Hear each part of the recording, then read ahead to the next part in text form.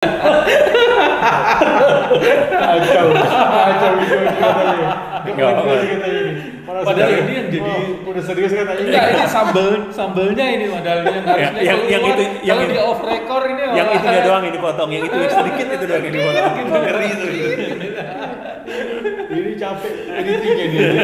capek editing. Banyak sekali. Tapi ini sambelnya loh, sambelnya itu malah yang harusnya. Tapi justru editnya itu yang bikin penasaran kan gitu ya. Kalau siapapun kalau ketemu sama saya nggak bisa merengut, nggak boleh, harus ketawa. Di mana saya bisa mendirikan masjid? Oh, jadi bukan di mana saya mau Mencari. Lihat baca koran, lihat Man U bertanding gitu loh, Old Trafford. Saya tulis aja di buku. Saya pernah diajarkan sama kawan namanya Om Ebo gitu. Namanya vibrasi Om. Oke. Vibrasi itu kayak kita itu mimpi, kita itu kayak punya keinginan besar, tapi kemudian dituliskan dan kita itu kayak ya berdoa dan berusaha. Jadi terus tapi keinginan itu kuat banget kayak gitu. Jadi nanti kita tuh kayak ngundang, kayak mengirim sinyal dan langit itu nanti akan menjawab. Jadi kalau mau minta oleh-oleh sama orang yang diberani adalah korma jatah Ramadan dari kerajaan, dari sultan. Bukan kerajaan, dari sultan. Dari sultan, iya. Itu setahun sekali cuma keluarnya. Iya. Dan itu yang unik kotaknya itu. Kotaknya Kotaknya Itu biasanya ada saya dicari. kasih. So how important oleh-oleh for you?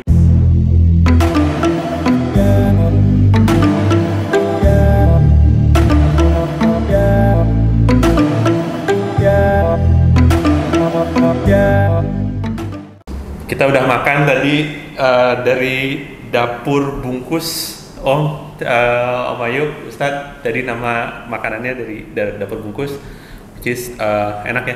Enak banget. Alhamdulillah nikmat. Jadi kita sekarang lanjut ngobrolnya. Kita mau bahas Om Ayub dulu nih, Ustadz. Tapi ini saya udah Kan kita tadi ngomongin soal traveling. Nah, sekarang ini Dokter Ayub nih salah satu hobinya adalah backpacker. Udah berapa negara? Kalau nggak salah, anak saya pernah tanya ya, ayah udah berapa negara? Waktu itu kan saya emang motivasi ke dia lah untuk melihat dunia lebih luas gitu. Kadang-kadang kalau kita lihat dunia lebih luas, kadang-kadang kalau baca Ustadz ya, lebih baik melihat sekali daripada mendengar berulang kali gitu. Jadi kadang-kadang saya bawa anak mau ke Singapura, ke London, atau ke Singapura itu untuk melihat dia. Kadang-kadang kalau melihat dia ada perspektif lain gitu. Jadi kayak diracun yang positif tuh. Jadi hanya kayak gitu. Kami pernah menghitung lah berapa negara ini datang ini. Ya kurang lebih 30 lebih atau 32 mungkin kalau nggak salah. Kita 32 itu ya. 32 negara. Tapi ada beberapa negara yang memang saya berkunjung repeating lah, kayak Cina itu 2 kali, kayak London itu 2 kali seperti itu. Tapi itu ya ya kebanyakan ya for fun lah. 32 negara. Rencana? Target? Biasanya kalau backpacker-nya ada target nih. Target iya. Pernah sih terlintas kayak gitu, pengen yang 100 negara sebelum nanti pensiun lah. Maksudnya pensiun dari kehidupan kayak gitu. kehidupan kayak Jadi gitu. Ada target, ada keinginan lah seperti itu. Apa yang bisa jadi kategori gua backpackers atau gua travelers? Ya, I mean kadang-kadang ya kita semua juga suka jalan-jalan kan, ya kan? Ya ke Singapura, kemana, ke negara-negara lain. Apa sih kayak I go as a backpacker, I go as a traveler. Ini mostly lebih ke sih Om, kayak kebanyakan kalau traveler itu dia suka mengorganisir ke perjalanannya itu by macam agent ya. Jadi kayak udah di arrange, misal Ustadz mau ke Arab Saudi ini jadwalnya hari ini, kemudian semua itu udah di arrange by travel agent ya. Tapi kalau backpacker tuh lebih ke dia itu kayak semuanya tuh di arrange dengan diri dia sendiri, itu yang pertama. Yang kedua, kebanyakan mereka itu nggak kalau kita semisal mau jadi traveler, biasanya itu budgetnya agak besar ya. Tapi kalau backpacker tuh soal makan, soal tempat tinggal, itu dia lebih hemat. Jadi kadang-kadang kayak saya kalau bawa anak-anak itu kami selalunya bawa kompor Om. Kompor kecil yang pakai gas, pakai elektrik itu. Kami bawa beras, bawa abon kayak gitu. Jadi dan tempat tinggal pun kami nggak akan cari yang hotel mungkin berbintang. Kadang-kadang kita cari hotel yang berfungsi dengan orang lain. Kalau saya sendiri, tapi kalau bawa keluarga mungkin yang minimalis aja. Yang penting kita bisa tidur karena kita di situ juga nggak akan spend waktu lama. Jadi lebih ke kita tuh independen dan kadang-kadang no planning. Jadi kita nggak akan ada strictly schedule hari ini harus mengunjungi ini enggak. Jadi kayak kita oh di sini sekarang lagi ada event apa? Udah kita nebeng aja di situ nonton sekalian apa kayak gitu. Jadi lebih free dan kita lebih kadang-kadang kita challenge bahkan yang tempat-tempat orang lain. Kalau kita misal pergi ke Singapura mau ke Universal Studio itu kan udah common banget. Bahkan yang kita cari itu lebih ke yang kadang-kadang orang lain nggak explore gitu ya. Jadi kita lebih tertarik dan kalau saya lebih ke human lebih ke orang berinteraksi dengan orang-orang lokalnya itu yang pengalamannya luar biasa di situ. Jadi kita kadang-kadang dengar orang bangsa ini kecenderungan berpikirnya seperti ini. Kalau misal Ustadz Ansur, kalau kita pergi ke orang-orang Indonesia kan, kalau kayak pernah dengar dari Sulaiman kan, saya pernah bilang kan, kalau saya datang ke suatu negara yang saya cari di masjid dulu untuk sembahyang. Kalau orang-orang Bangladesh atau Pakistan lain. Jadi kalau mengunjungi suatu negara yang minta maaf, ada orang bilang negara kafir gitu. Di mana saya bisa mendirikan masjid? Jadi bukan di mana saya mau mencari. Jadi di mana saya bisa mendirikan? Ada kebanyakan orang yang kita ketemu dan orang itu maksudnya udah punya usaha, udah financial freedom. Pola pikirnya udah segitu. Jadi kalau kita ketemu luar biasa, kita bingung mau sembahyang, dia udah ada pemikiran beyond. Udah out of the box kayak gitu. Dia bukan mencari lagi tapi ya udah gue suatu saat gue punya planning di sini. Mungkin nanti pulang menggalang dana seperti itu. Keren. Itulah. Jadi it's not matter about budget if you want to explore the world. It's matter of keinginan. Passion lah. Ya, to explore itulah. Iya. Tapi pengertiannya kalau backpacker itu kan sama dengan jalan-jalan miskin dan sengsara. Is that semiskin dan sengsara itu atau enggak sih sebetulnya? Karena ya pengertiannya sorry itu saya kalau kita ngomong bule-bule misalnya kita kayak di Bali kayak Ustaz ya atau di Indonesia gitu. Ini bule-bule backpacker nih, bule-bule ya kismin gitu kan, bule-bule miskin gitu segala macam. Apakah memang pengertiannya backpacker kayak gitu atau itu pilihan. Dan itu sebenarnya kalaupun sekere-kerenya mereka, sekere-kerenya kita lah kalau mau melakukan backpacker, kalau mau ke Eropa itu nggak mungkin kere-kere banget. Kenapa? Karena ketika kita mau mengajukan visa gitu, misal visa Schengen untuk ke Eropa ataupun visa ke kalau London kan dia terpisah dari walaupun dia Europe dia nggak sekarang terpisah. Itu tetap harus menyediakan rekening koran. Ada rekening koran. Dulu kendala kita karena kita paspor kita ini lemah ya.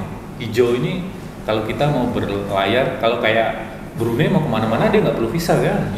Cuman kayak kita kan mau ke Europe atau kemana kan perlu visa dan itu pun limited. Nah kita harus menyediakan rekening koran kayak gitu. Walaupun itu ada sistem yang bisa dikompromikan lah. Cuman minimal kan ada hotel yang di booking, rekening koran. Jadi walaupun sekere-kerenya mereka ada budget. Bahkan saya pernah satu perjalanan Ustaz, kami pernah keliling ke Eropa 11 negara waktu itu ke tahun 2018 ya. Ada satu orang dia pekerja di perusahaan kayak pabrik ya, pabrik onderdil. Jadi dia itu memang pengen suatu saat pengen luar negeri ke Eropa, buruh Ustaz. Kalau kayak Ustaz Ansur mungkin gampang ya, bener duit tinggal tinggal gesek seret gitu nggak ada masalah. Doni mungkin nggak ada masalah. Kalau dia ini karena dia memang sebenarnya lebih ke keinginan ya, saya bilang itu backpacker itu kayak keinginan, dia pengen explore. Jadi dia saving Om. Kalau setiap gajian atau setiap minggu dia gulung duit 10.000, bahkan ada teman dia bisnis laundry juga sama kayak Ustaz Ansur di Jakarta. Setiap untung berapa setiap minggu duit 10.000 itu 100.000 digulung dimasukin ke botol aqua ditutup. Literally digulung. Iya. digulung, benar-benar digulung, Bener-bener digulung, kecil-kecil lah, gitu ya. bukan hanya secara konsep digulung untuk lebih besar lagi. Ah. Digulung, dimasukin, kemudian dia selalunya kalau mimpi itu kalau kayak Abi Darwis kan selalu menyebutkan target itu harus jelas tahun berapa gitu. Dia pun sama, walaupun nanti meleset dikit lah.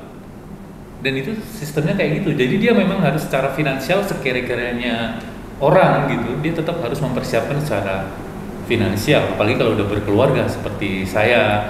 Kayak tadi Mas Heru juga bilang kalau dulu saya single backpacker, tapi sekarang udah pensiun. Nah, itu sebenarnya finansial satu hal, yang kedua perizinan kan kadang-kadang. Iya, perizinan. Kamu seneng saya di rumah ngerawat anak nih, gitu kan susah. Itu yang pertama. Yang kedua kadang-kadang gini nih, Om. Kadang-kadang kalau kita pergi itu ya, kita merencanakan suatu perjalanan ya. Kadang-kadang kita pun nggak kepikir bahwa kita akan suatu saat sampai ke situ. Karena saya ngerasain seperti mereka juga, kayak terlalu besar deh. Waktu itu terlalu besar. Masih kerja, ada keluarga, ada macam-macam. Saya suatu saat pernah tuh 2011 tuh. Kayaknya London itu nggak mungkin, susah banget gitu loh. Kalau mungkin nanti mungkin umur 50 lah atau berapa gitu. Lihat baca koran, lihat Man U bertanding gitu loh. Old Trafford. Saya tulis aja di buku. Saya pernah diajarkan sama kawan namanya Om Ebo gitu. Namanya vibrasi Om. Ustaz. Oke. Vibrasi itu kayak kita itu mimpi, kita itu kayak punya keinginan besar, tapi kemudian dituliskan dan kita itu kayak ya berdoa dan berusaha. Jadi terus tapi keinginan itu kuat banget kayak gitu. Jadi nanti kita tuh kayak ngundang, kayak mengirim sinyal dan langit itu nanti akan menjawab. Jadi saya tulis aja Om. Ini the law of attraction ya. Yes. Oke. Jadi saya lihat Old Trafford, saya gunting, saya tempel, saya tulis 2022 pergi ke Old Trafford lihat Man U. Undangannya datang lebih cepat, 4 tahun lebih awal daripada yang saya tulis di situ. Padahal waktu itu ketika di 2011 saya tulis tuh kayaknya ini gede banget. Dan itu yang saya dapat visa paling seneng itu ketika visa ke London gitu. Visa ke UK gitu. Karena itu waktu itu memang impiannya lama banget gitu. Kayak dulu dengar cerita itu kayaknya udah nggak mungkin buat saya gitu. Tapi ketika kita tulis dan itu impian sebesar apapun tuh, ketika kita mengirim vibrasi ke langit tuh kadang-kadang diberi dengan sesuatu yang kita tak sangka-sangka gitu. Kan. Ngomonginnya cuma ngomongin backpacker traveler, tapi larinya ke law of attraction begini nih. Sama om yang satu ini kalau ngobrol ya begini. Kemana-mana. Dalam jadi deep, jadi dalam gitu loh. Dan satu lagi Om, minta maaf, kadang-kadang ketika muda itu kita backpacker itu lebih, kalau kita traveling mungkin lebih nikmat ya Ustadz karena masih ada kesehatan.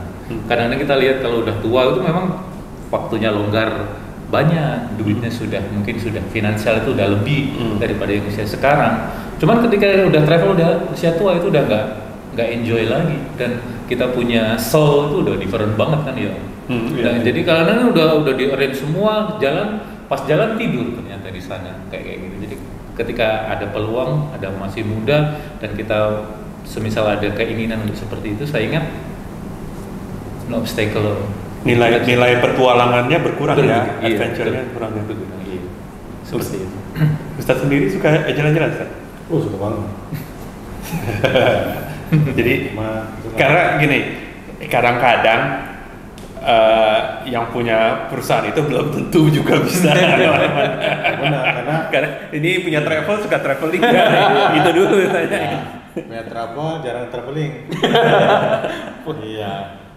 Itu karena mungkin kan kerja ya. Wah, kalau saya bilang ini siapa ngurus ini bagaimana ya. Iya. Jadi kadang-kadang ada kawan pernah kan, misal diajak makan aja susah gitu. Wah, saya sibuk. Kadang-kadang minta maaf lah, ini teman saya lah. Iya. Kadang-kadang teman-teman lah dia bilang. Terus ada teman lain bilang, kamu pernah cuti nggak? Pernah. Bilang. Berapa lama? Sebulan. Kamu ngurusin itu nggak tempat kerja kamu nggak? Enggak, orang lain ngurusin. Ya berarti nggak ada kamu pun nggak masalah gitu.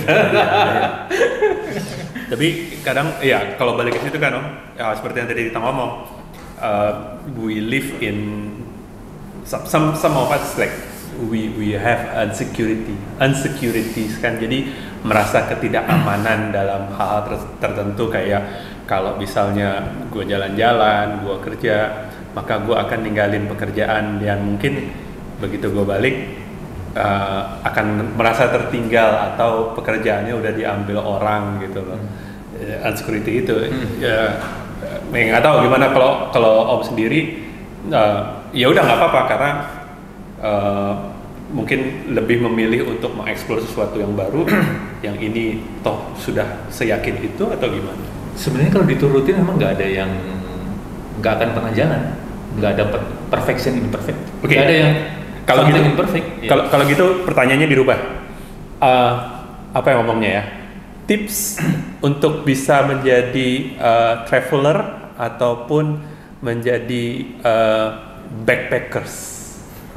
Nah, di tengah situasi yang kayak kita sebagai pekerja gitu. Kalau pengusaha beda lah ya, kan mereka udah ada orang apa segala macam. Tapi kalau sebagai pekerja, Iya.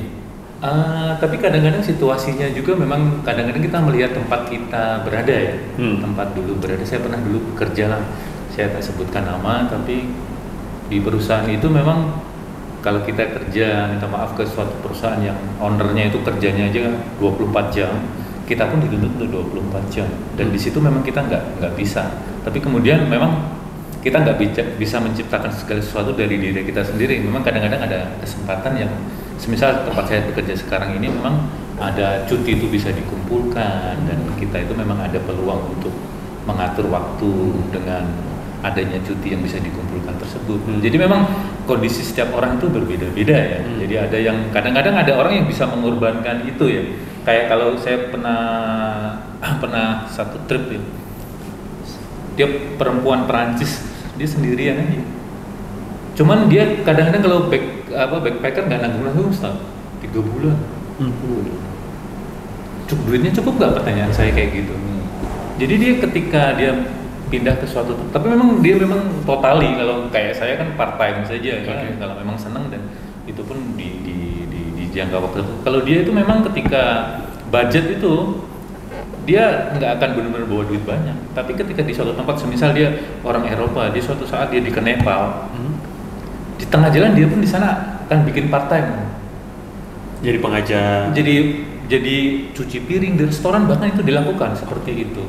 Dia kan dia ada yang resign dan dia melakukan karena dia memang ada passion seperti itu. Dan saya nggak mau hidup yang kayak saya ini terkekang gitu. Hidup saya nanti suatu saat saya tua, saya menyesal, dia bilang seperti itu. Jadi saya keluar, saya resign, saya cukup kerja 2 tahun, saya resign, dan itu jarang ditemu. Kalau di dalam dunia yang biasa kita jarang ketemu, tapi kalau dalam perjalanan kita ketemu orang-orang yang pemikirannya itu nggak pernah kita sangka omongannya, tapi emang ada enjoy, tapi tetap enjoy dan nggak enjoy kan tetap hidup kan, kayak saham ya, naik turun ya.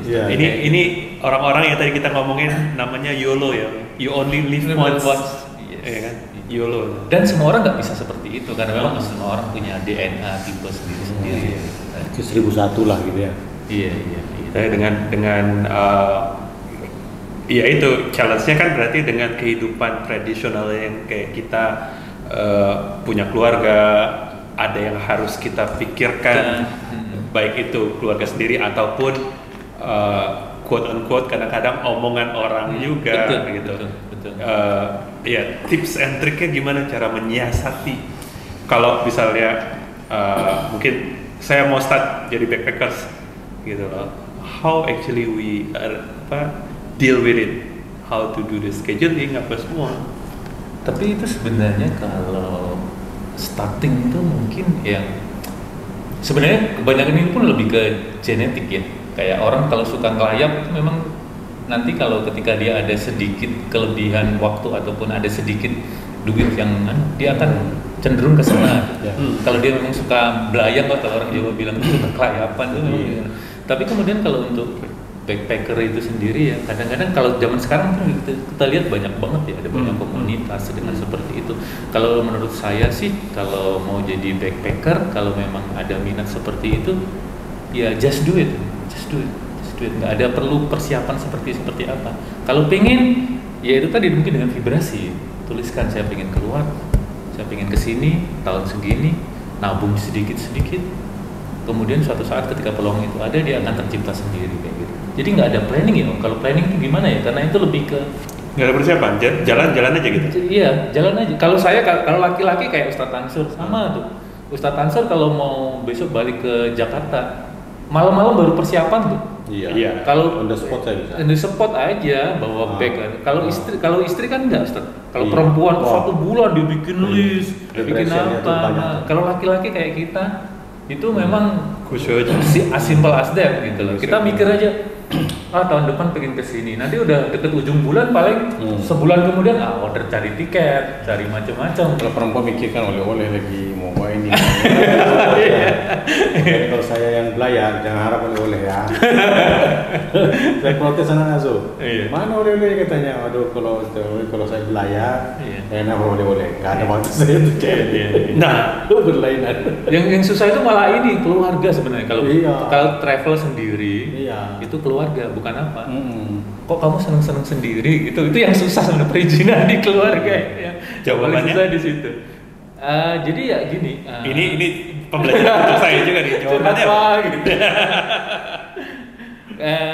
Jadi ada memang kadang-kadang kita itu nggak akan bisa memuaskan setiap orang gitu. Jadi kalau nanti pulang dicemberutin ya, Iya. itu konsekuensinya ya Ustadz ya. Iya. Kalau Ustadz Tansur, saya di rumah masak gini nih, kamu pulang langsung tidur, ya udah siap-siap aja ya Ustadz. Iya. Kalau maksudnya ngobrolnya kelamaan gitu ya. Jadi ya itu memang kita harus jangan berharap semuanya. Iya. Kalau kayak Gus Baha bilang kan, kita itu kadang-kadang sering kecewa, sering apa karena kita itu berharap berlebihan ya. Iya, betul. Mau pulang dibukain Iya. pintu, air hangat Iya, udah disiapin. iya. Padahal kalau kita mikir Ya, betul itu. harapan kita nggak terlalu tinggi. Iya. Semisal Kecewa pulang, kadang-kadang. yang penting istrinya masih hidup, sholat menghadap ke kiblat itu udah cukup. Iya. Jadi kita nanti juga nggak kecewa. Cuman ini Gus Baha, kalau saya juga lagi belajar kayak gitu, cuman susah. Dicemberutin itu udah salting sendiri. Tapi ya kan. udah lah ya gitu ya. Iya, Ya udah lah ya. udah lah, udah. Kemarin udah seneng-seneng, sekarang dicemberutin seminggu ya oke lah gitu. Paling enggak abis ini ya tas 1-2 tas oke lah gitu ya. Yang paling penting itu marahnya itu bisa diperlunak Ustaz. Apa tuh? Marahnya istri kadang-kadang itu ya semisal kita pulang ke suatu tempat gitu. Misal saya pergi ke Perancis gitu ya, terpaksa harus ada budget ekstra yang untuk oleh-oleh yang nggak murah gitu, dan kita harus siap untuk itu. Salah satu kuncinya ya kayak gitu, untuk meluluhkan yang, karena sebenarnya kalau yang lain-lain macam-macam tadi itu bisa lah, tapi yang paling susah apalagi yang udah berkeluarga itu Orang terdekat perizinan itu dengan orang terdekat. ya Mas, perizinan. Nanti untuk pensiun dini itu. nih bukan kontroversi, salah satu yang jadi banyak pembicaraan juga, oleh-oleh kalau di orang luar mungkin nggak terlalu familiar dengan orang, tapi kalau untuk orang Indonesia terutama, oleh-oleh itu kayak jadi Wajib, keharusan gitu loh.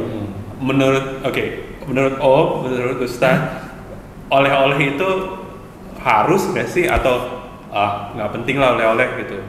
Bukan gua mau menyenengin lo juga gitu, karena toh akhirnya kalau ada orang yang bilang afdolnya kamu keluar negeri ya ditandai dengan gantungan kunci sama apa namanya itu magnet kulkas gitu.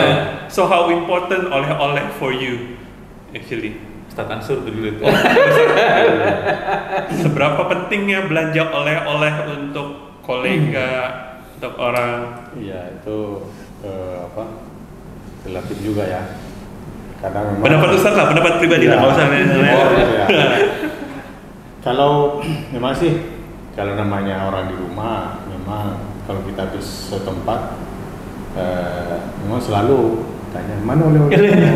Cuma memang itu gaya kita masing-masing ya. Iya. Memang kebanyakan laki-laki begitu ya. Enggak malas repot gitu kan. Iya betul laki-laki nggak malas. Memang perempuan memang lupanya begitu rajin gitu ya, mencari oleh-oleh itu si anu. Betul. Kita kalau saya lain ya begitu. Paling tak sempat abi beli ini abi jumpa ini kapan waktu itu kan begitu ya. Jadi kalau masalah penting sih ya, sebagai tanda bahwa kita bahwa memang benar perhatian dari ya. situ ya. Jadi memang penting ya. Ini nggak ngomongin oleh-oleh untuk keluarga ya, maksudnya untuk di lain keluarga, karena kan kalau keluarga pastilah, biarpun sekecil apapun kita pasti bawa sesuatu untuk ke rumah. Tapi untuk yang sekitar kita kayak teman kah, tetangga, kolega atau apa segala macam. Kalau import ya penting lah, penting juga ya untuk menjaga relasi, relasi pebisnis. Iya, Oke. untuk relasi ya, apalagi dekat bisnis gitu ya. Ya makanya kalau misalnya mau belajar kemana ya dia mau banyak dah. Jangan di Facebook gitu ya. Atau udah pulang gitu. Lama nak kelihatan di mana? Di rumah aja saya. Ada. Tapi lihat, wah gila London Bridge belakang. Itu ada foto-fotonya, oh itu background. Nah, backpackers. Ini kan tadi pebisnis, which is ya mesti ada yang di maintain lah relasi apa segala macam. Backpackers. Itu tadi ya, mungkin secara alami Ustadz Ansur bener banget gitu. Laki-laki itu nggak mau repot ya. Cuman kadang-kadang kita hidup itu memang harus banyak kompromi ya, seperti Om Doni pernah bilang ya. Jadi kadang-kadang kita tahu lah. Kalau saya sendiri kayak Ustadz Ansur atau Om Doni juga, sebenarnya kalau orang bepergian kita nggak dikasih oleh-oleh, it's just fine. Iya. Kita nggak butuh apa-apa. Iya. Dan kita kalau cuman ketika kita menempatkan, ada kebanyakan mungkin minta maaf perempuan ya Ustadz ya, dia mengharapkan sesuatu atau apa. Tapi kalau menurut saya memang untuk hal-hal kecil lebih layak, kalau kayak saya pun sama, walaupun hal simpel kayak gantungan kunci ataupun magnet kulkas dari negara itu udah cukup. Kalau menurut saya itu udah cukup lah, udah cukup. Tapi kalau kayak pulang ke tanah air untuk keluarga memang lain lagi dipersiapkan. Kalau dia kayak di sini Brunei kan oleh-oleh bingung ya, nggak mungkin nasi kapau kan, nggak mungkin nasi kapau ya. Jadi ya mungkin kain gitu. Kadang-kadang perempuan tuh lebih telaten ya. Oleh-oleh paling afdol di Brunei itu adalah korma jatah setiap Ramadan. Itu luar biasa. Itu yang paling keren. Oleh-oleh Brunei yang paling keren. Gratis lagi. Jadi kalau mau minta oleh-oleh sama orang yang di Brunei adalah korma jatah Ramadan dari kerajaan, dari sultan. Bukan kerajaan, dari sultan. Iya. Itu setahun sekali cuma keluarnya. Iya. Dan itu yang unik kotaknya itu. Kotaknya itu biasanya ada saya kasih orang tangga sampai sekarang berapa mau 10 tahun. Masih ada kotaknya. Tuh, katanya aku simpan masih di kamu. Oh, masih simpan. Dalamnya tapi rengginang sudah tahu. Nggak bisa ditaruh rengginang om, kan kecil gitu. Dulu kan ada besi itu kan. Oh iya yang dulu awal-awal masih. Awal-awal masih nggak. Kotaknya cuma dapat kotaknya aja tuh. Nah, jadi ini pengetahuan kalau ada yang mau minta oleh-oleh spesial yang cuma ada setahun sekali, yaitu korma jatah Ramadan. Tapi yang sekarang berkembang lagi Ustaz. Sekarang banyak yang minta oleh-oleh itu. Teman-teman lah ini, teman-teman dari dia mau pulang apa. Orang sekarang mintanya ini Om, Milo sama Milonya di Brunei itu beda. Milo sama satu lagi itu susu apa ya, bukannya buatan Brunei. Jadi dia katanya di Indonesia ataupun di Malaysia lain, yang di Brunei itu dia punya Milo itu lebih enak katanya kayak gitu. Ya karena dari Australia kan. Dari Australia. Oh iya. Iya, kalau Milo kayaknya bukannya sama-sama Malaysia itu. Nah itu saya pun belum pernah mengecek ya, karena Malaysia, kurang lebih Malaysia. Malaysia sama. Malaysia. Iya. Ya karena memang keluarga saya kan ada keluarga istri saya itu iparnya sering ke Malaysia, dia kan membawa oleh-oleh Milo. Itu memang lebih terasa gitu, lain rasanya gitu. Lebih lemak lah gitu ya. Lebih lemak, lebih manis, lebih kental kayak gitu. Tapi kalau menurut saya sih, ya saya nggak tahu lah. Saya juga nggak. Soalnya kalau mungkin zona mungkin begini kan ya, di Indonesia kan.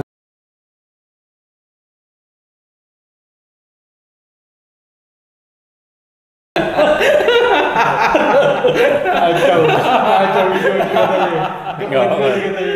Padahal ini yang jadi udah serius katanya. Enggak, ini sambelnya ini padahal yang harusnya yang itu kalau di off record ini yang itunya doang ini potong, yang itu sedikit itu doang yang dipotong. Ngeri itu. Ini capek editingnya ini. Capek editing.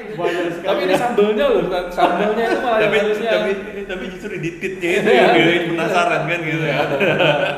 Tapi sebetulnya jadi banyak yang suka lucu begini kan. Betul. Karena yang aneh-aneh itu kan yang orang penasaran, yang unik. Motivasi sudah sama. Tapi yang lucu-lucu itu Makanya kita ngobrol-ngobrol aja, nggak perlu yang serius lah. kehidupan ini udah terlalu serius untuk Aduh. Seru kan jadi obrol-obrolannya habis makan kenyang ini sampai malam juga. Habis ini tinggal kopi. Kalau saya ngobrol kalau ketemu sama saya nggak bisa merengut, nggak boleh, harus ketawa.